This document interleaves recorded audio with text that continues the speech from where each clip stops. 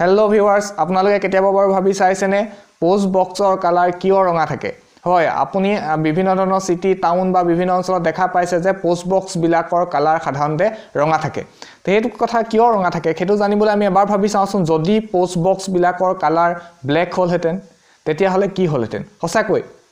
আমাৰ দৈনন্দিন জীৱনত বৰ্তমান মোবাইলৰ ব্যৱহাৰে এই পোষ্ট বক্সৰ বহুত ইম্পৰ্টেন্স কমাই দিছে কিন্তু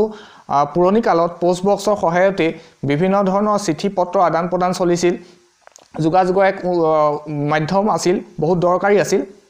তেনেস্থলত তেতিয়া এটা পোষ্ট বক্সৰ বহুত প্ৰয়োজন আছিল যাতে সেই পোষ্ট বক্স বিলাক বহুত দূৰৰ পৰা দেখা পায় যাতে মানুহ সাধাৰণতে চকুত পৰে তেনেস্থলত এই যাতে চকুত পৰে সেইটোকে কৰিবৰ কাৰণে এই পোষ্ট বক্স বিলাকৰ ৰঙা ৰং দিয়া হৈছিল যাতে বহুত দূৰৰ পৰা আমি এই ৰঙা ৰঙৰ পোষ্ট বক্স বিলাক দেখা পাওঁ মই আপোনালোকক আগতে কৈছিলো যে ৰঙা ৰঙৰ কিয় ৰঙা ৰংটো আমাৰ গাড়ী লাইটত ব্যৱহাৰ কৰা হয় বা কিয় এইবিলাক ব্যৱহাৰ কৰা হয় হেতু আমি জানোৱেই সেই কাৰণেই পোষ্ট বক্স বিলাকত ৰঙা ৰং কৰা থাকে ধন্যবাদ